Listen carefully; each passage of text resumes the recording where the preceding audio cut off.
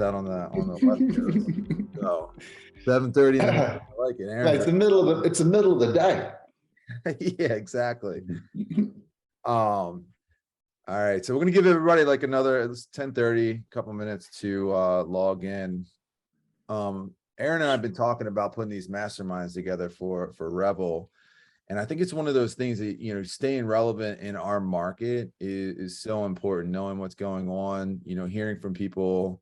You know, one of the things that Aaron adds, he trains a lot of agents across the country. So also learning what other agents are doing that are working in their industry, are working in their field, can also work in our business. And one of the things that we want to do is we want to make sure that we're constantly staying in front of the curve. You know, a lot of people are talking about, you know, the times we're in, the recessionary times. What is this doing to our business?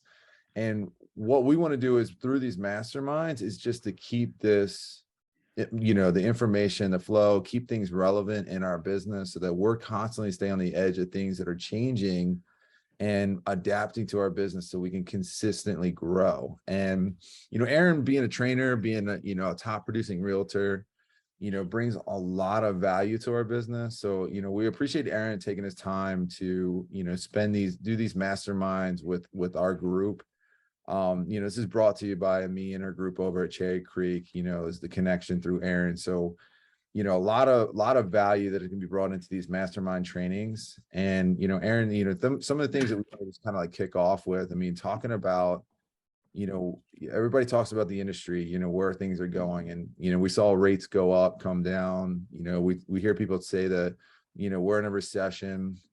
You know, one of the things that I think is like, I look at real estate, not as much as like a recession, but like we're just normalizing the market that out of this crazy market that we've had in the last 2 years. And I think that's just one thing realtors, I mean, think about how many realtors, I mean, over the last like 2 years, I read a statistic the other day. It's like over 150,000 realtors got into the market.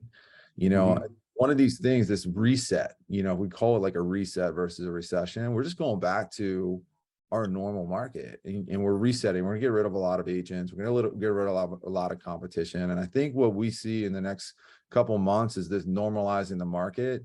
If we start doing things in our business that we were used to doing before this crazy market, you're going to see your business grow and be more consistent. So, Aaron, kind of want to pass the mic over to you, you know, maybe, you know, kick off, talk a little bit about things that you're seeing in the market and, you know, talk to us a little bit more about, you know, and a lot of things come from Aaron lives in California, you know, and when I've been in this business for 20 years, from the mortgage side through real estate, it seems like a lot of trends start on the West Coast and move east. So, you know, some of the trends that you're seeing and, you know, some things that I hear about that are going on in California are exciting that, you know, as things that wave starts moving to the East Coast. And you're spot on, mate. And it generally does sort of start here, but it's sort of, I mean, one of the things that's been quite interesting with this sort of change is very erratic around the country, but everybody's sort of going in the same direction. So I want to go right back to the start of your conversation. I think this is a bit of a reassurance for everybody. Real estate loves recessions. I don't care what anybody says. I've made more money in recessionary markets than I've ever made in really, really good ones because recessions drive interest rates down. And that's something everybody's got to get super comfortable with. You have a look at the history of, you know, every recession we've had since the 30s. The longest recovery we've ever had was 08, 09, and that took 18 months for us to get out of that. The only reason that is because it took so long for us to get into it. I think the reality check for everybody is the speed that we go into a recession is always a really good indication of how quick we're going to come out. This one took about a week, so understand it will change pretty quickly. Like I said, I mean, there's more positive things going out there, and I actually think the biggest issue we've got in our market right now is our realtors, because we're still hoping that the market's going to go back to what it was 2 years ago. That was a once-in-a-lifetime thing. And ironically, this is what everybody's wished for. Everybody wanted the market to slow down a little bit so we could control it. We wanted, you know, get, you know, the fly-by-night realtors out of the market so they're not going out there doing the deal. So we've got exactly what we wanted. And one of the things that I want to sort of talk about as we talk about things that are happening in the market and going forward is I want everybody to have a very clear mindset of what we're trying to do. And I mean, if we sit and constantly focus on what we're going through right now, it's going to be a pretty miserable place for everybody. And the only reason it's tough right now is there's very little things that we can control. You know, you can't control interest rates. They're fluctuating on a daily basis. Ironically, if you didn't watch them, if you watch them during the day, it's enough to give you a heart attack. But if you just didn't watch them, it always ends up in about the same spot. So, you know, we're going to sort of drag a lot of things into, but what we put our energy into, we've got to start thinking forward. This isn't going to last that long. I would expect by sort of middle of, you know, maybe end of the year, sort of early first quarter, you're going to start to see some real stability in the market. And now that stability is going to come from the fact that the sellers are finally going to start to realize that those days of getting $50,000 or $60,000 above the list price have gone. I mean, I think they've already gone now. We're not seeing a lot of that. But as far as the market goes, I mean, my realtors are doing, the ones that I'm working with personally, are doing a lot more business now than they've ever done. However, it does come with some challenges. It's a little bit tougher because for the last 2 years, all we've done is we meet somebody, we do a transaction within 30 days. The biggest challenge I think most people are struggling with right now is the length of time the relationship has to be in play before you actually get the transaction. Now, that's just a massive change. You know, you meet a buyer in 2020, if they were ready to go and prepared to pay anything, you generally would have, you know, said goodbye to them 30 days later because they'd be in the property. That relationship could take you 6, 9, 12 months now before you actually get them into a property. So we've got to be very conscious about the thinking forward process, but also not attaching a time frame to everything. Because every one of us has a time frame based on when we're going to get paid. The day you can remove that from your business is the day things are going to change dramatically, because you tend to put your focus on the person who you think you can get paid from the quickest. And unfortunately, most of the time that's wrong. We're also finding that we're getting a hell of a lot more referrals from people that we're not doing business with just by the way that we're treating them. Understand the biggest change we've had in the last 2 years has been people, not our market. You know, we're more judgmental. We're a little bit less to engage in stock standard real estate marketing. We want to engage with a person. So just be very conscious of that. If you're putting a time frame on things, it will change your attitude dramatically. I mean, if you treated everybody exactly the same, you'd be quite amazed where your business comes from. Now, I know that's a really hard thing for most of us to sort of get our heads around when, you know, the market's a little challenging, but trust me, it absolutely works. But hey, we're starting to see some really good stabilizing out here in California, to say the least. I mean, I'm trying to put a really nice sugarcoat on that. I mean, we're finally starting to see the unrealistic sellers get realistic about they're never going to sell their home unless they start taking some offers that get put in front of them. But I will say what I'm seeing, and Ryan, feel free to jump in on this one, is we as realtors need to control our shit, is really what we need to do. We cannot be offended by low offers. We cannot be offended by the market shifting on us. Now, it's interesting. One of the things, I saw this actually on a social post yesterday, which I was going to forward it to you, Ryan, because it was going to be the starting point. Had an agent, had a property listed at 600, been on the market 55 days. An agent offered them a pretty clean offer, 10 grand below the list price. And he posted this on social media and basically said, this was the most insulting thing we've ever seen. I've gone back to my sellers and told them to reject it. 55 days on the market, 10 grand below the list price. And so I would have loved to have done this, but I would never do it, because I thought, imagine giving all our clients access to our social platforms so they could read our comments about everything that we say on social media. We wouldn't have any clients after that. With that being said, though, here's one of the best bits of advice I'm going to give you moving into the new market. Now, we are going to be a very listing-heavy industry moving forward. Understand that's what's going to control the market for the next couple of years. That's where the loss of business has been.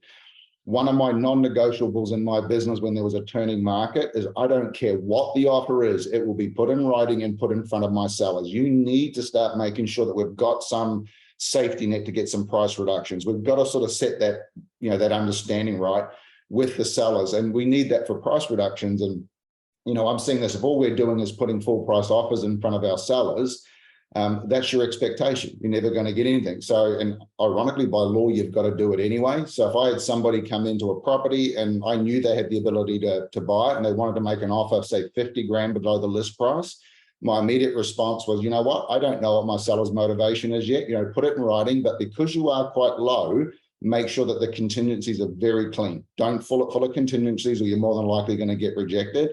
But I don't have a problem with you starting low. Keep it really, really clean, and I'll see if I can get you a really good counter offer to work with.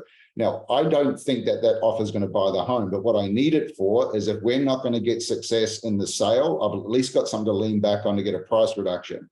And the reason why I'm talking about this is most of the issues that are in front of us right now are because of the situations we're creating. We're not going through the process. And one of the things that I've always sort of stuck in my head with my business is the process always uncovers the opportunity. Now, what most of us do is we try and think what the opportunity is, then try and build the process around it. Now, everybody on this call right now, you know, when somebody calls you up and they want to do something, and by the time you actually sit down with them and go through the whole process, what they thought they wanted to do is completely different, and now they're on a different track. Don't get lost in what you think the opportunity is. Stick to your process. Make sure you're writing up offers. Make sure you're checking every single detail you can, because the process 100% will unlock what the opportunity is, and it's never what you think. I mean, And I think one of the, yeah, and I think one of the things that's really important in the market right now, and client that I was just working with just went under contract, that, you know, when I first sat down with them and being relevant, like we talked about in the beginning of this, is they were like, I'm going to wait for the market to shift, or I'm going to wait for interest rates to come down. I'm going to wait. It's our job as realtors to educate the consumer, whether they're a buyer or a seller. Everybody thinks that there's this big market shift that's coming. And you can quickly talk yourself out of clients by not being relevant and giving them good information on why they need to be in today's market. I mean, we're not changing. I mean, I saw a stat the other day that's coming out. The appreciation over the next 5 or 6 years in the market is going to continue to go upward. So values are going up. Rates rates are never going back to where they were. You know, we know that. No. But I still believe, Ryan, that I think we will see them in the very low 4s, possibly high 3s, probably early next year. And I want to throw a little curveball at you guys, because this is really how we understand how people work. So, Don, I can see your photo, so unmute yourself. I'm going to ask you a question, buddy. And I just did this in a room full of buyers about 3 or 4 weeks ago, and I wasn't really thinking about this, but this is where reality check really hits in. So here's my question to you, Don. You're working with a buyer right now, I'm assuming. Do you have any buyers? Yes. Okay. So here's the question I'd like to ask your buyers. Is it more expensive to buy a home today than what it was 12 months ago? Yes, of course. No, it's not. Really? Yes, well, because let me give you a hypothetical. Now, remember, I'm putting some glitter on this, buddy, so just understand where I'm coming from. All right. So your buyer 12 months ago was qualified to spend 400 grand. Okay. Right? You take them out, you show them a really, really great $400,000 home. They've got a really killer interest rate, you know, maybe 3%. This $400,000 home's got 15 offers on it. They've got to come up with $35,000, $40,000 to actually buy that home over and above this purchase price. It's a multiple offer scenario. It's just whoever's got enough cash in the bank is going to end up buying it. So they had to pay an additional amount of money to get it. Now, in this market, sure, the interest rate's a little bit higher, but you don't have the competition. So you still have $40,000 in your back pocket. You might be able to get this home for list price. However, you might want to take 10, 12 grand of that, 40 grand, and that'll just be in your mortgage payments over the next 12 months until it gets down to a low point where you can refinance it. There's just some more time involved, but it is actually physically more cheaper to buy a home today because you're not having to pay so much out of pocket to get the property. Imagine how many people bought a home in 21 and 20 where they paid $50,000 to $100,000 more than the house was worth. But yet they thought it was really cheap to buy homes because the interest rate was so low. What's happened to that 40 grand? It's gone. It's in a property that, you know, that's kind of put you underwater a little bit. So now what that's doing is that's giving people perspective. It's the only difference is we live in a world of instant gratification. It's got to happen now. Like, I want to buy the home and I'll give you whatever I can to get it. Now I've got a 30-year mortgage at a 2.5%, 3% interest rate. However, your 40 grand of hard-earned money's gone. It's tied up in the property. Whereas today, keep the money in the bank, allocate a small portion of that to go into your mortgage payment, which is going to be a lot higher. Now, I know Ryan does with me. They do monthly updates with their mortgage clients about where the rates are, and all we'll do is monitor that to a point where we can refinance you. So we can actually get that, you know, in a double hit scenario. We did that at a group session a few weeks ago, and we had 2 people rush out and put offers in because it made perfect sense to them, but they were also in that $800,000 bracket where they were going to have to pay probably 80 to 100 grand more a year ago to get those homes. So they actually saved themselves quite a bit of money. You know, that was just savings. It was money gone. So theoretically, it does look like it could be cheaper to buy in this market right now, because it's really, I mean, it's sitting around the 5% mark now. So if you were a pretty stock standard borrower, you would have probably been in the low 3s, middle of last year, very low 3s. So you're really only looking at 2%. So you might be looking at the best part of $300-400 and maybe dollars a month for the next 12 months until you refinance. So for me, perspective is everything. You know, people live in the moment. It's like, man, I've got an interest rate. This is what my monthly payment is. Well, you're looking at it from a long-term 30-year prospect, what we're looking at, this is an investment. Now, you know, you had to pay so much extra to get it 12 months ago. Now, all you're doing is diverting some of that money you were going to pay over the list price into your mortgage repayment. You're taking away the competition, which is your most dangerous thing, because you don't know how motivated somebody else is to buy it. And now you have the ability to manage this property through. You may even get a little cheaper. And then you think about it too. I mean, the other thing about it too is that if you pay $50,000 over what the value of that home is, how many years is it going to take you to break even on that, where your equity catches up with the value of the home? And well, on a stock standard capital growth, Ryan, it's about 4.5 years. Yeah. So in today's market, now you're paying more fair market. You know, a house that is like contracted in Ellicott City, $15,000 under list price. And when you start looking at, you know, the change in the market, had they bought that house last year, they would have been $50,000 over list price. And that 50's gone. It's not even in the appraisal price anymore. It's out. Exactly. And that's it. I think as a realtor, when we're talking about staying relevant, it's that you have to be talking, you have to have these conversations with your clients. Otherwise, they're turning on the news at 8 o'clock at night, 8 o'clock at night, and they're seeing that this whole industry is crashing in front of us. And it really isn't. You know, it's just a perception of the media. When you look at it, we still have, you know, really low inventory. You know, we're still, homes are contracting. You know, I think we went from 7 days to about 14 days in the market. We still have buyers that are, you know, multiple offers, and not 10 or 15, but 2 or 3 offers. You're still competing until we see homes sitting on the market. That's what I tell all my clients. Until you see homes sitting on the market for 30 to 60 days, you know, we're not in a recession in our market. And we just hit 71. Well, yes, it says, yeah. So I mean, we're still. So you guys are probably about 6 to 8 weeks away from being in the same bracket where you're going to do it. And honestly, I actually don't for 1 second think days on market. It's very dangerous for a seller, because here's where the lack of perception happens with our industry. Is there's no media outlet that's ever going to post a story that says today the real estate market's pretty average. You've never read that story, you'll never see it. What we are going to see over the preceding months is we're going to see press stories going, look, the market's dropped 20%. Now, there's absolutely no physical way that's going to happen. Market value is what a bank will loan against a home. What you are going to see is we're having it happen now. So many desperate agents, desperate need business, they're overpricing every single thing they can. So you're going to see a home listed for 700, it's going to sell for 650. The media is going to go, look, the market's crashed, but that home actually comped out at 620. So they actually got 30 grand more than it was worth. So you're going to see a little bit of misleading media like that. But I mean, that's just part and parcel of it. Nobody's ever going to write anything different other than doom or gloom. But I'm with Ryan. I mean, everybody's sort of predicting between 5 and 8% in capital growth, which does make it's still a very good investment. I mean, I think we're still going to see, some really positive signs, but I'll be the first to admit my best year I ever had in real estate, my average days on market were 90, because I wasn't spending a ton of money on advertising. I was always standing in an open. I was always exposed to the market. My worst year I ever had in real estate was my average days on market were 3, because most of my homes were selling before they hit the market. You got to remember, business is what we use to create business. So, and I'll be the first to admit volume actually becomes very easy once you hit a certain standpoint, because I also get people say, like, how did you manage 60 deals a month? Well, it was worse trying to do 10, because you're frantically trying to chase everything. At 60, you just say no to everything. It's just like, you've got 5 minutes, here we go, you're going to do it. But you're always exposed in the market. You've got signs out there, and I had time to do the things that I needed to do. I could do opens, I could meet the neighbors, I had time to leverage. Now, if I was selling half my homes before they hit the market, nobody knew I was doing it. So there was no ability around it. But with that being said, I'm going to give you one tip today that you're all going to hate, but if you don't do it, you're going to go broke. You've got to start talking to people, not because it's the greatest way to communicate. You have to listen to people's emotions. This is one of the biggest emotional transitions that people have been through, because there's a lot of people that have feel like they've missed out. They've missed out on that market. But for me, it's the listening part that really determined whether there was an opportunity. Because I mean, I know if I spoke to someone, they go, well, we're not really thinking about doing something now. That's all I need to hear, because that's not a flat out hard no.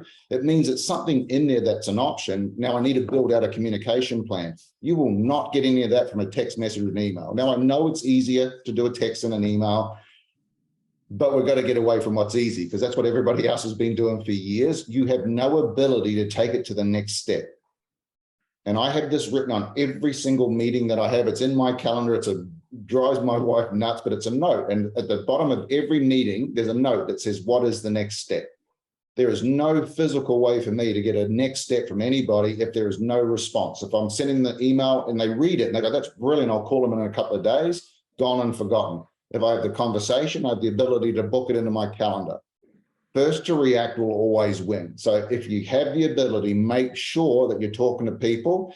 The flip side of it is I know not everybody wants to talk to you on the phone, but when they want you, damn straight they're going to call you. Part of this is teaching people how we want to communicate.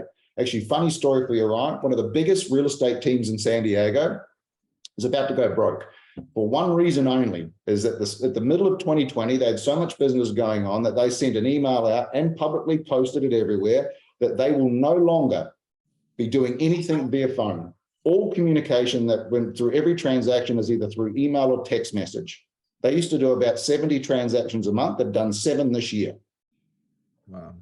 I don't care how big you are or how good you are, people want to talk to you. And I mean, it was something I forced it so hard in my business. I'm like everybody, I hated it, having to make those calls, but it was so much quicker. I could hear what's going on. I could hear the differences in their voices about certain things. You will not get that. And so that instilled the one rule for me, that if I've spoken to you, that's my lowest form of communication, because that person's always going to talk to somebody, leave an impression. Like, it's never going to get easy. I will be the first to admit, 12 years of doing it. I won't tell you that you'll ever fall in love with it or you'll like doing it, but you sure as shit will fall in love with the paychecks. Yeah, exactly. So, I'm going to take one or two or the other, and I'm going to go, what, I'll get real uncomfortable making some phone calls that make me feel awkward, but the paychecks are going to make me really enjoy it. And that's where I think from it. And that's where I think we need to double down on, right now in the market, where it's like, okay, if you're a buyer's agent, you're getting homes under contract or spending less time with that client because there's less competition. You need to take that extra time and double down with the communication that you're having with your past clients and your sphere, your MVP list that we talk about.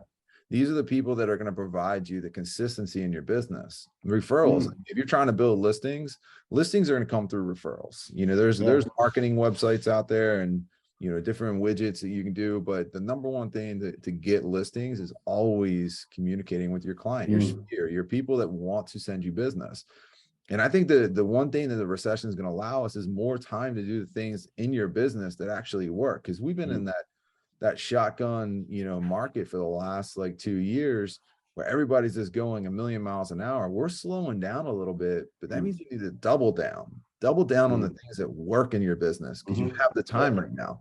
And believe it or not, I think the realtor's biggest fear for calling their past clients is well, do they really want to talk to me? Or, and I find in my communications with my past clients is they love hearing from me. They love telling me what's going on in their house. They love telling me what they've done to their house. But through that communication, I keep them top of mind. If I'm talking to somebody for 4 or 5 years, highly unlikely they're going to give me a call back. Yeah. And but I think there's a real key to that too, Ryan. Is it's uncomfortable if you know why you're potentially calling. If you're a calling person just to stay in touch with them, it's actually a lot easier. Most of us feel uncomfortable making phone calls because we know we're trying to hustle a deal out of someone that we like. So my 2 rules on that was very short, quick phone calls, 30 seconds, and really just to make sure that I wasn't bothering them if they were busy. So I'd get on and off the phone as quickly as I could, but I'd never bring up real estate. But just also remember, you'd never talk to somebody where they don't ask you how business is going. It always comes up. It just can't come up from you. Now, if I call Don and he's busy, I go, hey, Don, I can hear you're busy. I'll give you a call in a couple of days. I've still done exactly what I needed to do, which was put my name back up on top of the list. You don't have to have life-changing conversations with people every time you talk to them. So I got a couple of things that I want to share with you. That one of them is quite funny, but it's also talking about take things literal. And so we've had some really cool things happen in the last 12 months with our Sell Well program. One of the best things that ever came out of it is we had 17 brand new realtors in 2021 do above 50 transactions in their first year. Now, normally we get 1 or 2 superstars will put their hand up, but that also shows me that tenure is not what it used to be. Like, if you get out there and hustle, you're going to get business. So our top guy that we had, he did 64 transactions in his first year. Ron, and I should give you his name because he's out in your area. He's in another state, but he's definitely worth having a chat to. Incredibly young guy, but to give you a mental picture, he's the sort of, I think he's about 27, 28, but he's the sort of kid you'd want to marry your daughter, like beautiful manners, really well educated, super nice kid. And so he came, he went through our program and he's like, what do I need to do? And I said, well, the number one thing you need more than anything is some experience, because it's going to be a real challenge for you to get business, because he wants to be a listing agent because you're new. I said, all you need to do is get experience. So I want you to go out and just get some listing appointments. Like, be really honest with people. You're brand new, get some experience. So he literally called every single person that he knew and said, look, I don't want any business from you. I need some experience. So if you know anybody that's thinking about selling, could you do me a favor and see if they could get me in for 20 minutes so I could practice my listing presentation? They're not going to list it with me. I know I'm brand new, but because they're in the market, they've got the ability to give me a little bit of feedback. So he went and did this, and he got a lot of 20-minute listing presentations, but he took the number one agent in the office with him every time he went. You're not going to be that unlucky. 64 deals in his first 12 months, and 50 of them were listings. So don't ever tell me that you can't do it. Now, the flip side of that comment, that's very literal though. He basically went out and just wanted to get in the door, and he stemmed it from the fact that I have this statement, and for me, it's so true, is that I think if you get invited into somebody's house to do a listing appointment, I will guarantee you 100% you have the listing the minute you walk in the door until you open your mouth. And he took that so literally, going like, I'm just going to bring the best support I can and give it a shot, and he go figure, he got a lot of business from it. And the second thing I want to talk about is you are only as good as your last sale. I've got so many realtors right now who are reminiscing about how well they did last year, and then they're a little bit frustrated with the year's going. And so I used to break my business into quarters, and I was never letting my ego rest on my tenure of what I did the year before, because nobody gives a crap about that. Nobody cares about what you did a year ago or 2 or 3 years ago. They care about what you're doing right now. Like, never let your ego get in the way of the business. And I'm seeing a lot of very, very good realtors, officially going broke because they're still trying to live in the market that they had a year or two ago. Now, anybody could sell real estate in the last 2 years. You could put a rock formation at the front of the house and it would sell. Containing and getting that business to grow is the secret of moving forward. So be very, very present where you are right now. And you are, as like I say, you're only as good as your last transaction. Extremely enough, the biggest change in my business is when I stopped advertising my volume and that I was number one, because actually that drove more people away. They didn't want the ego. They wanted to feel like they were really connected to an individual. So, history is a good teacher, but don't let it be the thing that you're jamming in everybody's face. Because, if they're going to do some research on you, and if you had a really good year last year and you're not doing anything right now, that could expose you a little bit. Be very, very present and in the moment with the client, and that will make a huge, huge difference. Just seeing a lot of people struggle with that. Yeah. And I think there was a gauge that, like the most successful agents, look at the time they spend communicating, and not just communicating, like talking to their brother, their mothers, talking about communicating with their sphere. And I guarantee you the statistic would show the people that spend more time communicating, that's why I always said 80% of your day needs to be focused on income producing activities. I mean, the transactional side of our showing houses, doing contracts, and that should be a very minimum side of part of your day. 80% is, how am I getting my next deal? My old saying was, every day in real estate, I woke up, I was unemployed until I found a new client. And I wanted to find a new job every single day that I was in the business. So what did I do? Just communicated. And communication. So let me just tie into that one, Ryan, because I really like where you're going with that conversation. Because and I'm very, very much like Ryan. We're deal hunters. And when I was in real estate, it was like, if you could breathe and I could see a dollar sign in your eye, I was going after it. So I realized I was actually making a mistake. If my life depended on it, I could guarantee that my next deal, if I had to go and get one, was going to come from somebody that I know. Yeah. Because it's going to be the referral network moving forward. And so for me, the 80% of the time trying to find new business, I spun that a little bit and drove it directly into people that I'd already done business with. Given the way the market is right now, they know people that are thinking about selling. So that I had to structure my day, right? So that was all done first thing in the morning. Like you couldn't book an appointment with me before 10 o'clock. First part of my day was always just about putting another lead opportunity into my business. I'm at my best. I'm feeling better. If you try to come back 5 or 6 o'clock at night to do that, you're at the mercy of somebody else's day. But you're just trying to fill in the gaps. Start your day with the right vision, which is, I want to make sure that I'm putting new business in. Because let's be honest, if you've got 2 deals right now, one falls over, you lose half your business. If you've got 15 right now and one goes, you don't even know which one it is. Like, you've got to start protecting. So constantly work at filling in that pipeline. And that's that think forward scenario. You can't change what you've got right now, but you sure as hell can change what's coming in 90 days. because whatever you're doing right now is predicting what your paychecks are going to look like down the track. You've all heard that, but I'm going to give you a different view on this one. Don, have we ever met before? I don't believe so. No. Yeah. Well, I'm going to ask you a question. So, Terry, I was going to come to you, but Don's right in the middle of my screen, so I'm going to do it. So, I want to give you an idea of how I think about my business. Now, I'm a very stubborn person, and I've got to see something doesn't work before it won't. But if here's the deal with you, if you had 30 days to list 4 properties, if you're going to drop dead, what would you do? No, you can't tell anybody you're dying. What would you do? I'd list them same day. I'd list them right away. But you told me the end result. You have to list 4 properties in 30 days, you're going to drop dead. What are you going to do from this moment? You don't have them. What are you going to do? Oh, wow. I'm going to call everybody I know. I'm going to call and say what? And can't tell them you're dying, remember? Oh, well, I just say that, I don't know. I'll probably just go off the cuff and just see if they're willing, if they have a property for sale, or if they know anyone that has a property for sale. It's interesting, Don. The reason I asked that question, though, is there is no right answer to it, but it's your response is exactly what most of us do every day. Unless we actually, because the reality of it is, if your life depended on it, you wouldn't do 90% of the things that you're doing today. You wouldn't. You'd look at everything and go, man, if my life depended on this activity, I ain't doing this. I'm going to go and do something that's actually going to work. We get buried in stuff. And there's a real honesty component to our business as well. The first question I'm going to ask myself is, would I respond to this? And if the answer is hell no, I ain't doing it. And the second question is, if my livelihood, my business, my future, and everything relies on this action, would I still do it? Start your vision with that every morning. Start your focus on your business, because if your life depended on it, you needed to get a listing, you'd do exactly what you said. You'd call every single person you know and you'd ask for a favor. Look, just keep me in mind. If you got anybody that's thinking about selling, now it works incredibly well if you remove the time frame. Because we've got to remember, if you ask somebody for a referral, Don, this is where we get tripped up. You ask me for a referral, I don't know anybody that wants to sell right now, so we're done.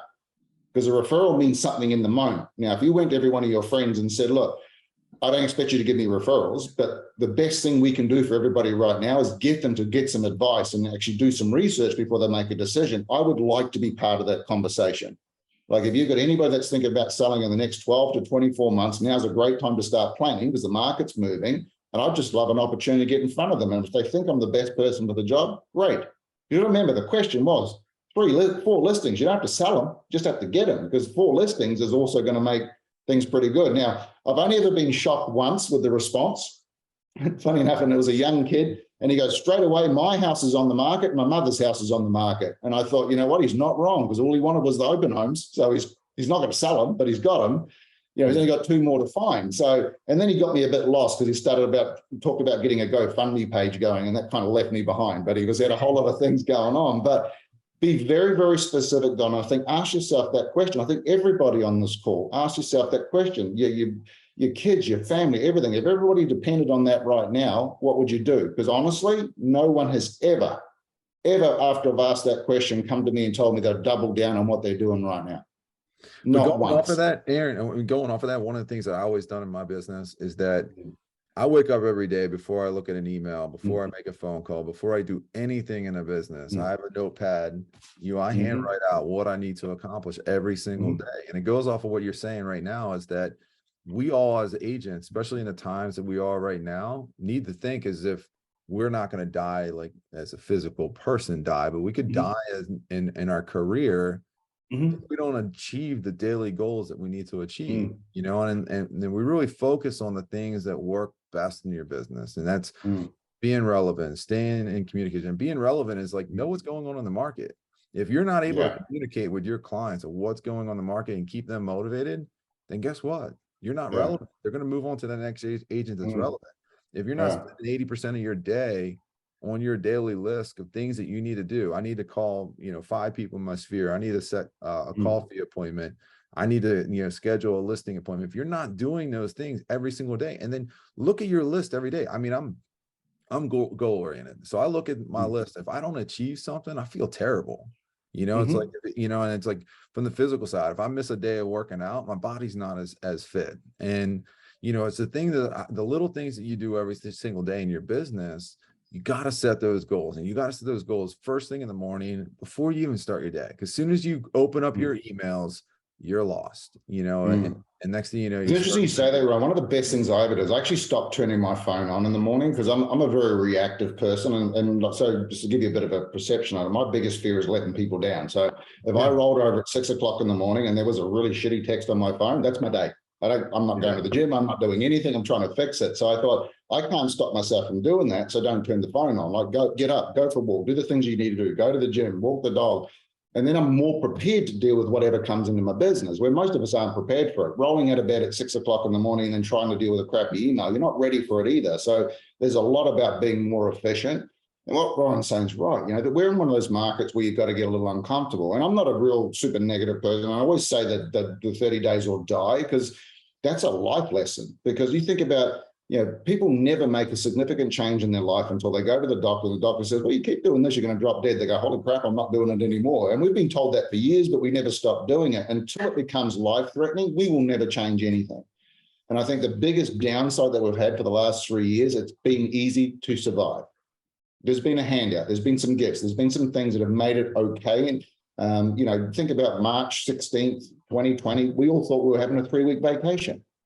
Freaking 2 years later, we're still doing it. Like, we've had people lose jobs. We've had people spend all their life savings trying to keep afloat. There's been so many financial and emotional changes that we've kind of segregated ourselves from it. We're going back to the same old crap that's never worked before, like getting very, very connected to your business. And Aaron, we had this conversation the other day.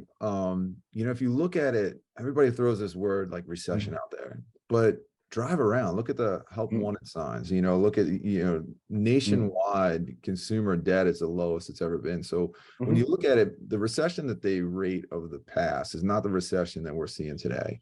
And the consumer is still gonna be buying real estate, regardless. I think if rates even went to 7-8%, it probably slow it down a little bit, but I think we're still plowing through it.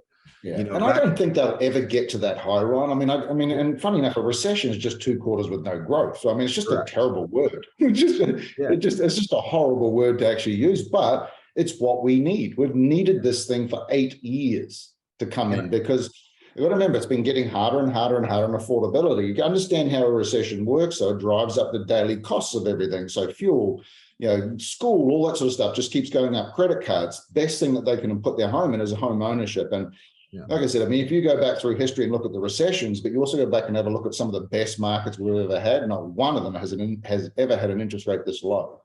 Actually, one of the best years we ever had, interest rates were 12.5%. And that was one of the most aggressive years we've ever had in business from transaction volume. You got to remember, it comes with some pain, but it doesn't stop people. It's like education, food, and home ownership are the 3 most important things that a human being wants. You know what? We're still going to do it. We're just going to bitch about it a little bit more than what we did last year, because we have it. But you can be complaining about not having the interest rate you had last year, but you also don't have a house. You didn't get a house last year because there was 40 people trying to buy it. So you can complain about that as often as you like, but you're still renting. We're in a situation now where you might have to pay a little bit more, but you're actually going to get the home that you wanted. And over the next year or two, we'll be able to refinance you and get you very close to where we probably were in 2020, 2021. So, the reality of it is there's still an opportunity, but we're the ones creating the resistance because we're not giving people options. And this is really what I wanted to get stuck in with you guys. If you give me one choice, that's all you're going to get, is you're going to get very, very little. We have to start putting options in front of people. And I want to go through just a couple of things, and completely off the cuff, Ryan, but we've had a couple of really cool things that have worked really well in the last 6 months, understanding this is the time frame thing. So I had quite a few of my clients, we wanted to try and do something a little bit different, and just understand one of your biggest challenges right now is the information that's coming from your competition. Because if you start sending out the same thing as what everybody else is, we all look like fools. So we put together this little letter and we sent it out to every single person that my clients knew, their database, friends, family. And the top line said one thing very open: we are not going to do what every other realtor is going to do, because we understand that it is not the right time right now for everybody to sell. But if it's something you're thinking about doing in the next year or two, it's absolutely the right time to start planning, because there's so many changes happening, things like that. And all we want to do is be a resource, help you go through that process. And then when you do decide, or if you do decide you want to do something in the market, we'd love to be considered for the opportunity. You would be blown away with the amount of things that came in from listing opportunities, and people wanted to talk about their equity. And is there an opportunity for me to do this? To understand that they can't afford to do it. There was $4 trillion worth of mortgages that were unable to be refinanced once that rate started going up on January the 6th. 4 trillion. Now, if the rate hadn't have gone up, every single one of those people would have refinanced, and I think we'd be in a very, very different situation, a well worse situation right now. Because if you refinanced at 2.5%, 3%, you are not selling your house. You're not going to buy another one. So that interest rate rise helped us with an inventory issue, because these people are now going to have to consider putting their homes on the market. You need to start talking to those people about what their choice is. Why not reach out to everybody and have a conversation? Do you know what your current equity position is? Do you know what your options are moving forward? Do you know whether refinancing is an option? Because sometimes just having the information will make it a lot easier for you to gauge a plan. And everything that we're doing, we're not doing the same thing every other realtor. We're not asking if they want to sell. We're not asking any of those questions. Now, in a very, roundabout way we are, but it's almost starting at a different level. And so what we did is we put together, and I think this is actually a great suggestion, Ryan, is we put together a 90-day pre-listing process, which is the planning part is the hardest always, because we do it in reverse. We go out, we want to know what we're going to get for a home, we sell it, and then we go out and try and find a house. So we go the other way and say, look, we've created this 90-day strategy where the first 30 days got nothing to do with your house. It's like, let's just go and have a look at where you would go.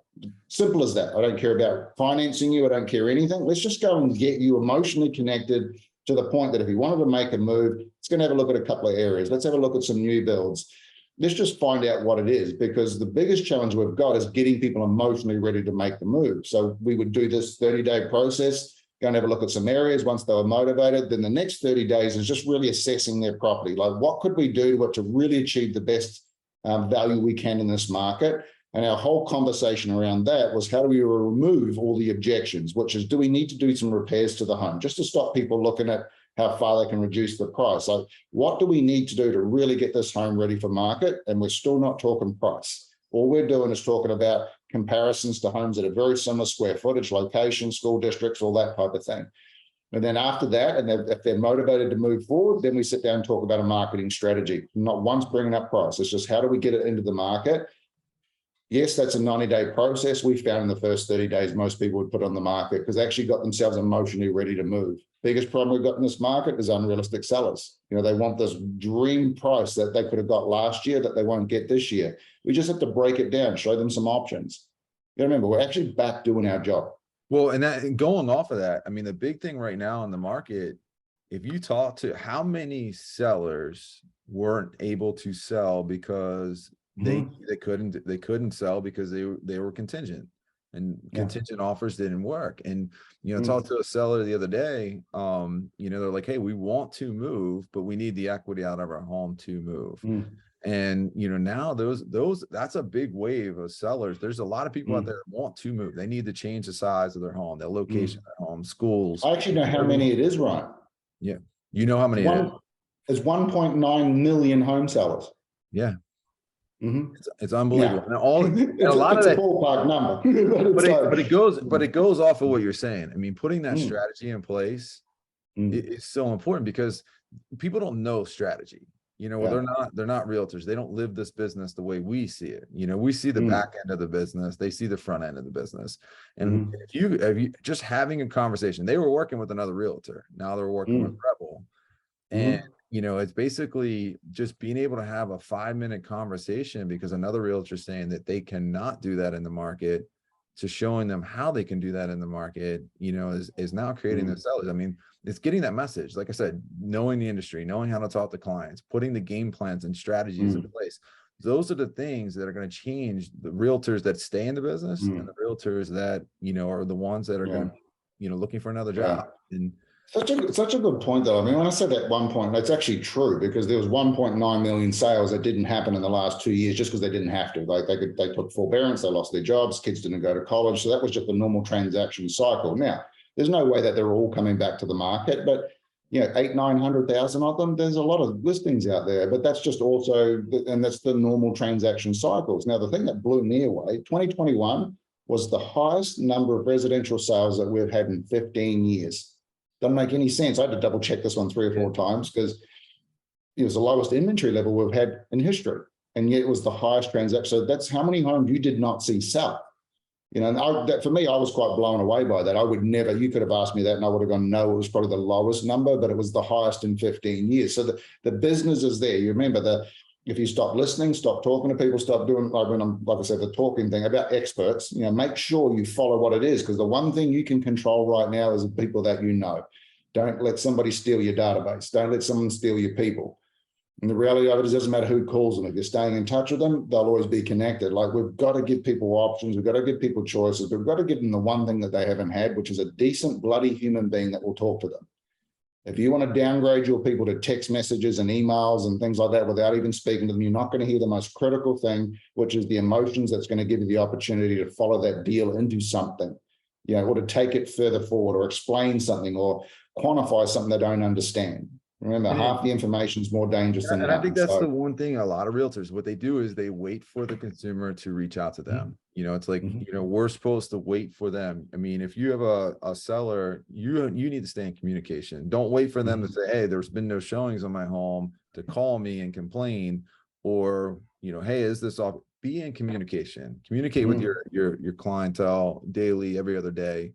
But don't wait for them to call you, even on the buy side. You know, a lot of realtors on buyers, they just set up a auto search, wait for them to find something, and then ping it over to you and say, hey, I want to set these appointments. Talk to the consumer. Maybe you're not even calling them about a property, but you're just calling them to be relevant in the business. You're saying, hey, this is what's going on. So they don't go off course. I mean, think how many buyers you have. These are potential future paychecks. And if you're not staying relevant, next thing you know, they're listening to the wrong people and they're fading. And you don't want people fading in the business. You want to, our goal is to close as many transactions as we possibly can, make as much money as we possibly can in this business. So stay relevant in everybody's life. That's either your sphere, your client base, your buyers, your sellers, providing them the information. And that's what I said, 80% of your day is being relevant and finding clients. The rest of your day, you know, the saddest part about the last 2 years, Ryan, is that it's got so bad with a lack of communication that we now get our financial advice from Uber drivers and our real estate coaching off Facebook. Yeah, exactly. That's how dumb it is. I mean, for me, it's like, yeah, there is an element of like misery loves company. Like the better and better you get, the quieter you should become. But I just listened to Ryan saying that, and I know I'm in the field of that's what I teach people to do, and we talk about it. But even in my head, when I hear somebody else saying like, you've got to call your people, it's like, yeah, I know, but why the hell don't we do it every day? Yeah. You know why? It's because you've never felt enough bloody pain. You know, that day that someone, you know, knocks on your door is going to take your bloody house away from you, I guarantee you'll be wishing that you'd made the phone calls. Like the pain is the thing that we've got to focus on. There is not, it's not going to come around and someone's not going to do your job for you. Like there is no way to sugarcoat it. And, you know, it's funny because as a realtor, like I sit there and I listen to Ryan saying that, going like, yeah, I know. And I used to have these memories of me going like, who's this idiot telling me I got to make phone calls every day? Like I'm going to text my people. They're going to call me. I'll guarantee you they won't. Yeah. You know, you've just got to pick up the phone. But the one thing I will say to you, it doesn't matter how good you get, they're always going to be uncomfortable for the first 4 or 5 phone calls. But once the relationship's there, you'll be amazed at what happens. Now, here's the other thing that I really want you guys to focus on. The reason we don't do the phone calls is because we're worried about the response. We're worried about people saying, look, I don't want to work with you anymore. Go away. Get over yourself. You need to get broken up with people that aren't going to work with you. I had one of my clients in Newport Beach run, and she's pretty brave. She actually reminds me of me. And so she came out and she's got this database of 10,000 people. And I've always joked with her about her phone book. Like she's got the Newport Beach phone book. That's what it is. And she goes, no, I said, no, it's not. It's a phone book. You got names and email addresses. That's it. It's a phone book. And just messed with her. And so she goes, well, how would you fix it? And I said, why don't we do this? And purely as a joke to her, but she went ahead and did it. I said, let's send an email to everybody that says basically, look, I know you're on multiple realtors databases. And just purely respect for you and your time and everything else that goes with it. If you ever considered doing anything in real estate, would you even consider me as an option? That was her entire email. Yeah. Yeah. She's got a database of 4,000 people now, but every single one of them would give her a shot. Exactly. Now, she's smart because she came back and she goes, how much bloody time did I waste with those people that would never give me a shot? First step is find out who will give you a shot and then work your ass off to make sure that when that opportunity presents itself, you'll get a shot at it. What most of us do is we just try to find the one person who wants to spend money today. Yeah, if you had 50, 60 people in your pipeline that were all going to buy or sell a home in the next 12 months, you would all sleep really, really well. Sad part is you all actually have it. You're just not looking for it. You're only looking for the one person who wants to do something today. That's that think forward. Make sure that your pipeline's full. Make sure that you have opportunities of people that are thinking about real estate, because that becomes your biggest lead source, just treating people right. It's a sad case when we're now at a place in our industry, we're just talking to somebody regularly who's going to make you a millionaire. That's how sad it is. That's the truth behind it, is everybody on this call right now knows a realtor that makes 10 times the amount of money that you do, and you can't work out how the hell they put their pants on every day. Like, they just keep it simple. They just keep working through it. But every one of you is going to do something different. You're all going to have a different strength, a different weakness. Make sure you find out what 100% works for you. Like, what's going to put you in your most powerful position to generate the best opportunity. If you can't, and suck at making cold calls, stop doing it. You're going to need to do opens. You're going to need to get face-to-face with people. Like, find the things where you're at your best. For me, mine were the two things that I hated the most, was doing door knocking and open homes. Hated both of them with a passion, but it's where I got 90% of my business. So you know what? I had to find a better way to do it. There is no easy way to success, because all you have to do is do the things that you hate. Yeah, and it's really, personality is what sells. I mean, you don't have a personality in email or text. There's no way you can make it. So when you're talking to somebody or communicating with somebody, that's why, you know, people talk about social media, videos stronger than just words. And it's your personality. So when you're in front of somebody and you're providing a service, which we are as realtors, it's that personality they're drawn to. You know, and a lot of these people you talk about, these people that are weird, like, how do those people, how do they sell? You know, how are they top producers in the market? And, you know, you got to listen to those people when they actually selling. You know, I've been in offices where there was top producing agents. They have different personality with their client, because what they're looking at, that is, that's my paycheck that I'm talking to. And, you know, they become you know, this super realtor when they're in front of clients. And that's so true, that you may not have your personality. You might not think that you have a great personality for this business or anything. If it's how you act in front of your clients, it's the information you're providing, your dedication to the industry. And that's one thing you'll find amongst the weird realtors that are doing really well in the business, is that they're dedicated and they're doing these little things every single day that everybody tells you what you need to do. Ryan, can you say that again? Because that's the one thing that everybody needs to freaking hear. They're dedicated. You know, no, straight after that, they're doing little things every day. They're not doing life-changing exercises that are fixing their business. It's the little, simple, intangible things that you do every day that changes your business. And the hardest part is sometimes that doesn't make sense in our head. I think the biggest struggle I had in my business is I probably spent the first 3 years trying to overcomplicate it, because it just didn't make sense that I should be able to make this sort of money doing something so simple. I think we all do it as well. That's why we gravitate to technology and we gravitate to these really fancy things. But man, at the end of the day, if I've got enough people that like me, then I'm good to go. Because let me give you a real reality check on referrals. Terry, have we ever met Terry? I think your name's familiar. No, I don't think you've met Terry yet. So Terry, let me give you a perfect example. So I'm going to pick on Don here, but if I went to you and said to you, look, hey, Terry, I know you're wanting to sell your home. I've met this guy, Don Roberts, incredible realtor, but as a person, he's a little funky. You might not like him. He's a little rude. You're not going to list it with him, because straight away, that's your warning sign. But if I went to you and said, look, I know you want to sell your house, Terry, and I've met this guy, Don Roberts. He's the nicest human being you've ever met. Super polite, super honest, like really great guy. Don't know what he's like as a realtor, but as a person, he's outstanding. Like, you're going to list your house with him, because that's what makes us do it.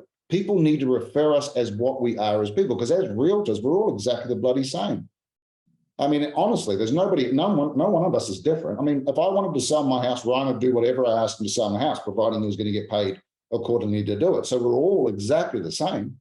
The one difference we have is the thing we look at every day when we get up, yet most of us spend all our time trying to replicate somebody else.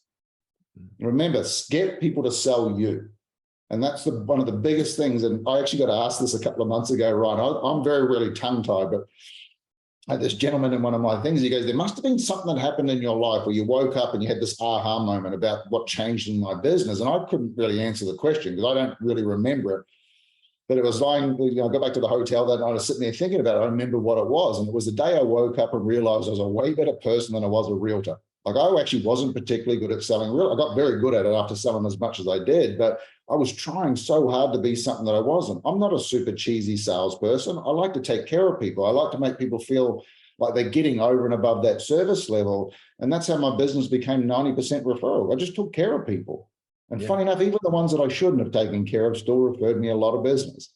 But But, you know, for me, it's never lower your standards. but it's also taking care of people, not just during the transaction. You know, I think that's really Oh, important. yeah. And I think that's where a lot of people lose the huge pipeline of clients, is that you get their paycheck, you get paid on that file, and then it's like you forget about them until they they might reach back out to you. You know, when you got this, That's such a good one, Ryan. I have a poster on that specifically, and this reminds me of you, to be honestly.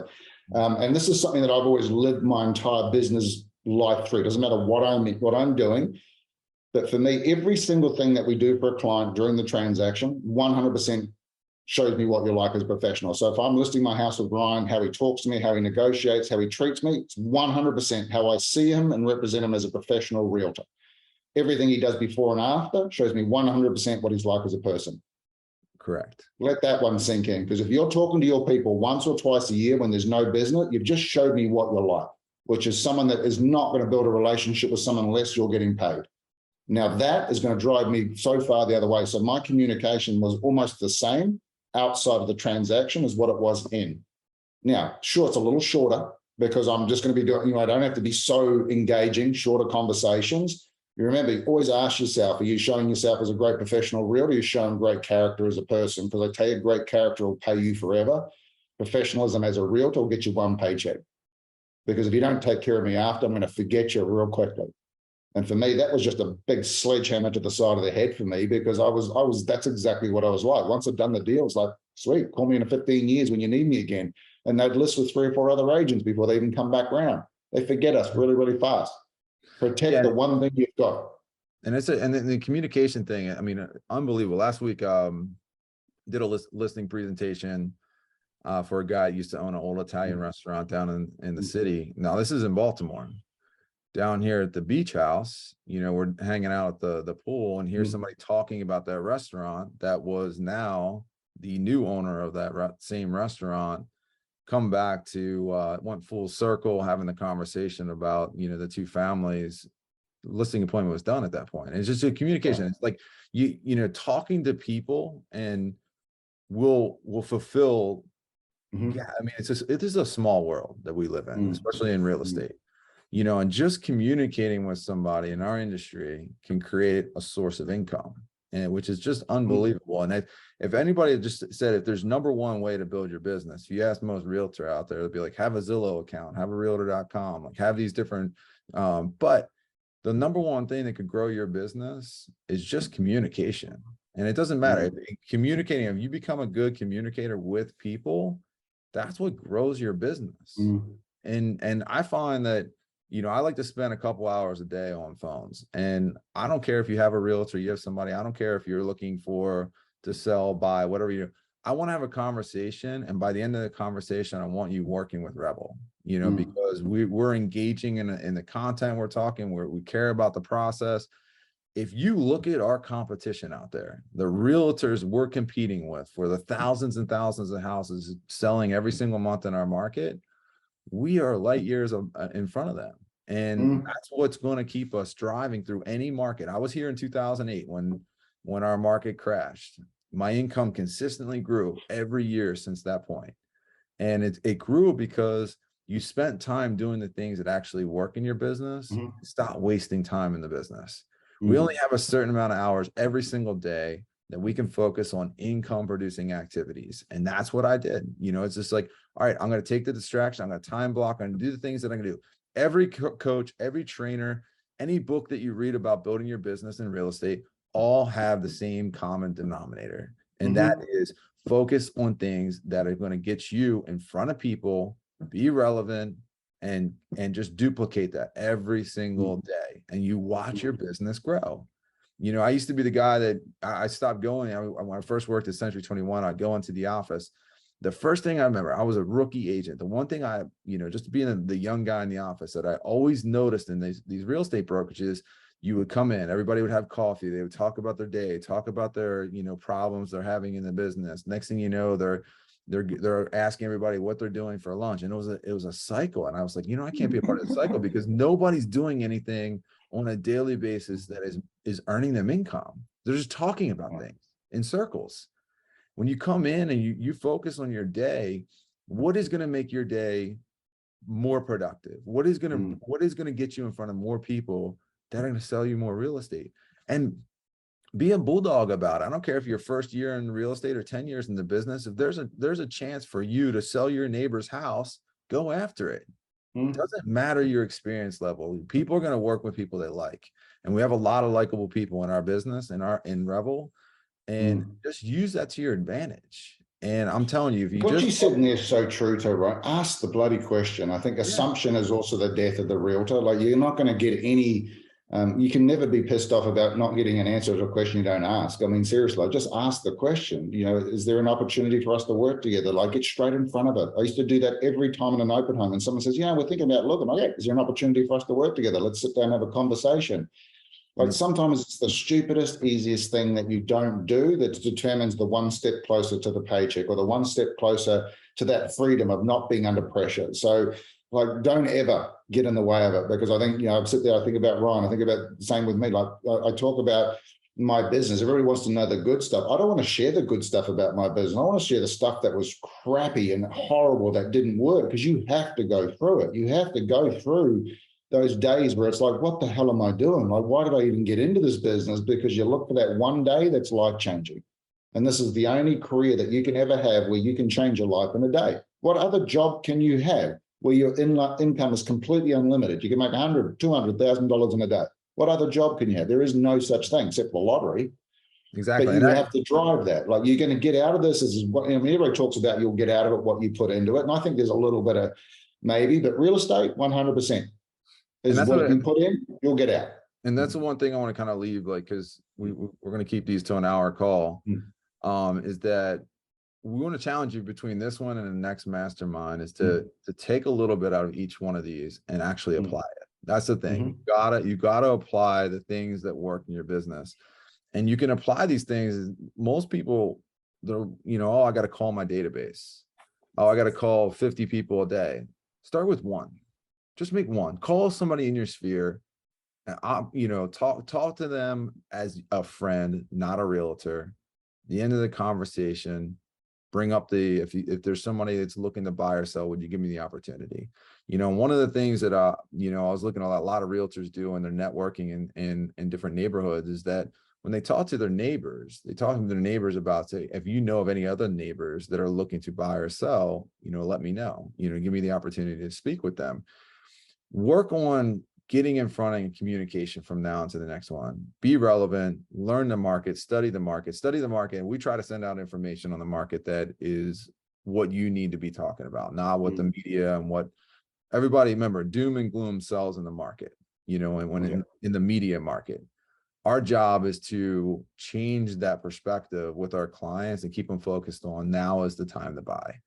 If we can now until the next mastermind is just really work on communicating with your clientele, your sphere, and try to get a referral out of it. Just get one referral from now, this mastermind, the next mastermind, one referral. And it's just doing the little things each day, and watch how that one referral is going to become something that's, you know, uncomfortable. But as that becomes more comfortable in your business, doing a referral a day, you become an elite agent. So what we're talking about is now into the next mastermind, just one referral.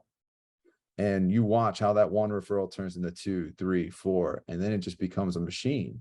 You don't need to spend all this money in marketing. You don't need to, you have the market right in front of you. It's free. And, you know, a lot of realtors are just so worried about, you know, the communication and staying in front of their people. Just one referral from now until, you know, until the next mastermind. Yeah. And I think that just to tie into that too, it's a lot for me. I mean, my prospecting was basically an hour in the morning every day, but it was every bloody day. Like, I wasn't trying to do one major day of prospecting. I'm just chipping away, doing a little bit every day, because I've got to keep myself efficient as well. You know, I'd start my day with that 8:30 to 10 o'clock every morning was just in the office building and planning. And then after 10 o'clock was all my appointments. And I'm not trying to jam any other shit into it as well. Like, that's one of the things that I found in 2020 and 2021 is we had a lot of stuff taken away from us. So we were done with our day by midday. So go and find a whole lot of other crap to put in it. Why don't we just do twice as much of the stuff that works? Yeah. So I get stuck into that Monday through Friday. All I'm doing for the first 90 minutes is growth and planning. And the planning for me is looking at my day. What do I need to do? What must I do? What can I do? What can I move? And I'm just constantly just asking myself questions. What's the most important thing that I've got to do today? If I don't get anything done, what's the one thing that is life and death? Like, so I'm just really prioritizing in my head as well, but I'm looking at a 12-hour window. You sit here and look at a 90-day business plan, you're going to think about what you want to do in 90 days because you're going to avoid what you have to do today. Try doing a one-day business plan and see how much pressure you put yourself under. You got to remember, the only thing that significantly changed in my life was the day I realized that I was 99% of my problems. Now it's 100, but I don't want to feel like I'm responsible for everything. But it was like everything that was wrong in my business was me. I was reactive. Like I wasn't responding quick enough. I was hoping I was going to get a different result. I wasn't driving it or asking the right questions. And the day I could 100% own that and go, you know what, my fault, got to deal with it. Things change pretty bloody quickly. Because the minute we keep blaming the market or someone else around us, you know what, take it to the bank and see what your bank manager says. And just for future reference, I've been to the bank 3 or 4 times. They still do not take likes or open rates as payment. So you can sell that shit to me all day long, but nobody is going to pay anybody's bills with likes and open rate. You get paid with cold hard cash. Yeah. So keep focused on what you can control. And with these sessions too, we're not going to be we're going to be relative to what we're dealing with right now. So if you guys have any ideas and things like that you want to talk about on a mastermind, flick me a text. Ryan, please share my contact info. We'll put it on the thing. Otherwise, if you just want to talk to me about it, call me anytime. More than happy to help any way I can. Sometimes just bouncing the idea might be enough just to get it clear in your head. Awesome. Aaron, we appreciate your time. I know it's early in California. My pleasure. I mean, it's 11:30 here, you're at 8:30 a.m. So getting up early for us, we appreciate that. I know you're an early guy. But these sessions are for us to get better every time, and as we get better as a group, we get better as a company. So we appreciate your time that you're dedicating for us. Cherry Creek does a lot to, invest in you and us to, grow our business. So we appreciate everything that you're doing. And we look forward to the next event. Anybody has questions, I'll put out an email later today. Aaron's contact information.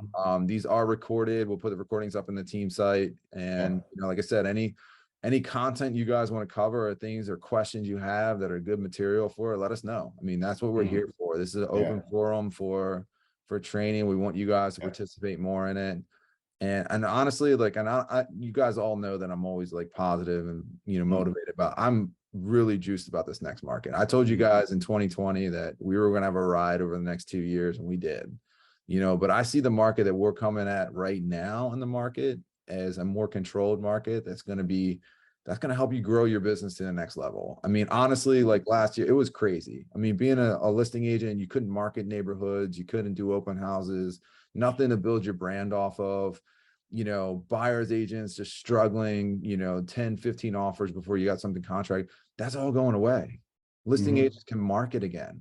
Buyers agents are going to be able to, really get houses under contract. We're going to be able to negotiate again, Ryan. We're actually going to be able to negotiate, not just get told to pound sand if it's not 50 grand above the list price. Exactly. I couldn't believe that. I mean, when we just got this contract 2 days ago that was 15,000 under list, I'm like, man, I actually negotiated on this one again. It's just, but that's coming back. And I'm telling you, this next 6 months in the market, doing these little things and building your business goals every single day, you're going to watch your business. This is the market that shift that most agents can build a career off of. And that's damn right. And it's going to be a quick recovery. And I'm with Ryan 100% on this one. I think you'll find that, we're going to be in a very, very different spot last quarter of this year. And I'm a little bit like Ryan. I would rather be chasing the positive side of it than any negative. And sure, there's always a chance, but I'm going to put my head in the things that I want to do and what I'm going to believe. I don't want to spend my time thinking about the what ifs if things go sideways.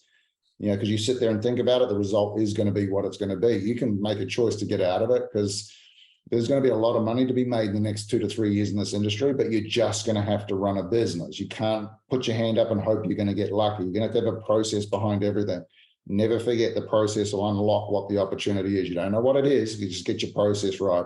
Your process is how frequent you're communicating, staying connected, doing that. And it's got to be consistent. Your one day that you miss is the day that they call another realtor. Never, ever stop it. Put a process in place you can manage, and no matter what happens, do it. Never, ever lower your standards. Keep it going. Awesome, And Aaron. don't live off that theory. Look at everything like that. If my life depended on it, would I do it? Watch how quickly you get hours and hours put back in your day. Because you look at most of what you're doing and go, well, there's no way I'd respond to that. What the hell am I doing it for? Yeah. And that's what I said. Like, I mean, that's what we're excited for. I mean, I want to see people grow. I mean, that's the biggest thing that we want. You know, this is the challenges in our business is at each mastermind that we have is that you get a little better, you know, just like one thing. It's only one thing. And sometimes there's just the one thing that changes your entire career. So being involved, being relevant, we look forward to you guys changing that career. We appreciate Aaron's time. And, you know, I'll get Aaron's information out this afternoon. And Okay. any questions, always feel free to reach out to Aaron or myself. Yeah, 100% anytime.